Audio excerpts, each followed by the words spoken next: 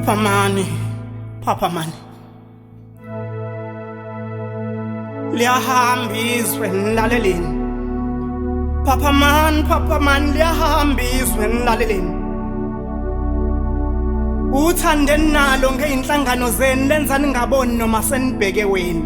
Ngoba nokuthanda kakhulu kubula njalo ngesinye isikhathi. Ngoba uphika iqiniso ulibona uthi lamanga ngenxa yothando. Kudala makuwukhetho besivotela ushintsho manje sivotela ukushintsha abazontshontsha masikhipha abadala sifaka abasha kubole konke kusuka phezulu kumongameli kuze kuyofika kumakhansela akhe mangangikholwa phuma ubuke ngaphandle iyodwa imikhaso yakhe labantu ayipheli kulokhu kuphela imali kanye neminyaka kuthiwa imali yadliwa manake uyidla kanjani imali umsebenzi ungaphelile ngoba nalenkondla ayiphelile isaqala kudala bekwenzeka kuba umgwaqo onemigodi manje sekuyimigodi enemigwaqo cacisani abantu besidayise nezimoto zabo bethenga amahashi ngoba usuku nosuku bashintsha amathayi imoto ziyafa konje nizozibona kanjani inkinga zaselokishini nasemakhaya ngoba sifinde sinivotele nithatha imigodla yenu niyohlala esilungwini usizi lethu bese niluzwa ngendaba ugogo omdala wakuvotela qabane kodwa masefuna usizo nithakathumela i-email kodwa makuvota ushaya isiphambano nize nimlande ngisho endlini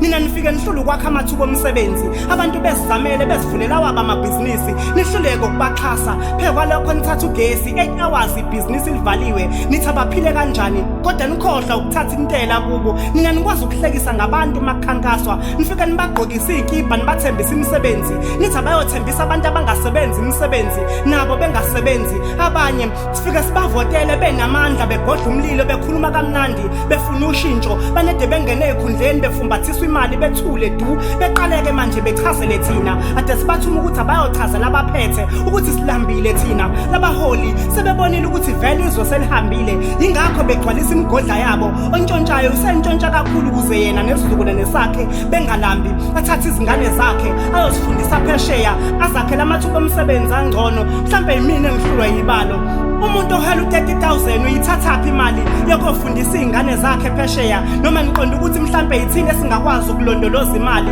ngoba impilo eniphilayo ingaphekwe emiholo yenu kanti futhi anikho nasekweletini isimanga babodwa bangidonsela eculeni kubheka nonke nincome ningahlezi ngxeka ekhuluma equmba imali emaphaketheni ethi zimnandi impela izinkondlo zakho qhawe unethalente uzoyimosha ngokushaya uhulumeni uzozilambisa uzoziqhatha nendlala uzoziqhatha nosisi bathi usho luphu usizi ngoba nalenkondlo okhuluma ngayo ngiyibhalele kumnyameni ugesi awukho amanzi awukho ngisemjondolo ungangitsheli ngendlala ngazala lo sizini namanje ngisososizini yiphi indlala okhuluma ngayo nina nifuna ukungconya noma seniphambuka ngoba nakho ninamandla nalawo mandla enawanikwa yithina ngevoti ngapha impi yabohlanga abanye bathi bakhathele bona manje amazulu abanye bathi bakhathela amaXhosa andwebile omunye uthi makungaphuma leli event kungangcono le inkulumo ehlukanisa phakathi indle emnyama liyahamba izwe nina nikhathazeke ngokuthi ubani ukhuluma liphi ulimi abamhlophe noma ngabe waseNgilandi noma waseJalimani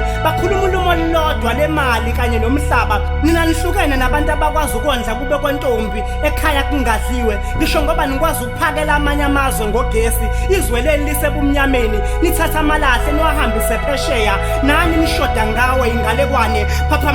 Man liyahamba izwe nilaleleni vele lenkondlo izozwakala njengombono wembongi ediniwe elambile ngelinye ilanga yowakho umqondo izwe selihambile noNoah babethu uyahlanya mayethu uYesu zamcolo mase nifuna ivoti nithi do it for Steve Biko do it for Khrizani nisho uKhrizani no Steve Biko laba balwe lenkululeko niyayithatha nina nayiphinisela kwabamhlophe lawa ngamaqhawa azabala nezinkululeko hayi ukuthi nina nebe mhlambe inkingi nathi sumphakathi asadiniwe ngokwenele ulaka lethu saselikhiphele enkundleni zokwexhumana benza njengoba basabi silwa ngama hashtag wagcina nini ukuzisiteleka sikazwe lonke abantu befuna imfuno zabo beshaya itotoyi sekujwayelekile nje ukuthi umphakathi awunawo amanzi sekujwayelekile ukuthi ugesi asinawo sekujwayelekile ukuthi uzofunda uqeda uhlala ekhaya amathuba omsebenzi awekho sekujwayelekile ukuthi imigwaqo nezimbobo sekujwayelekile ukuthi yonke into iyabiza sekujwayelekile ukuthi kunenkohlakala noma sizwa kuthiwa kunendoda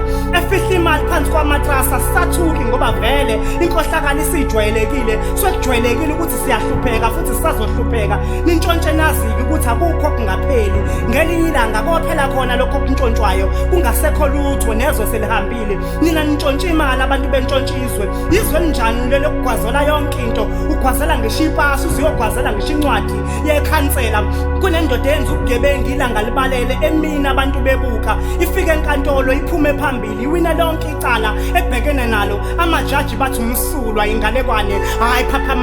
phaphamani liyahamba izwe nilaleleni makufika kusasa lomuntu omusha kusuka kukhona omdala ohlomulayo wenza inzuza ngabaswele egameni lokubasiza ebesiza yena labaholi abanandaba nekusasa lethu kodwa bazoba kanjani nendaba ngoba bazobe bengekho kusasa baqoqobala izikhundla bafuna ukudedela intsha ukuthi iphathe kuthi kuthatha izinqumo basuke bezumekile eParliament bazigcine belalele bezwa kuthiwa bebelele abazi balaleleni bekuyi weekend enkulu emva kwe weekend enkulu siphaphamizwe selihambile sekuwusizo olukhulu emva kosizo olukhulu inkinga zishintshana ngathi ngoba ingane yakho mayibamba inkunzi ibulala abantu ungalingi uyiphikele ngoba nakhi usizo kuwe ngoba ngenye ilanga iyofa uyoyiswela ongizwayo ke uyangizwa ongangizwa ngeke aphinda ngizwe lenkondla ibiza igama lamuntu isiyothunukala nje enenxeba nangu umbhalo kaGubhela chapter 1 verse 1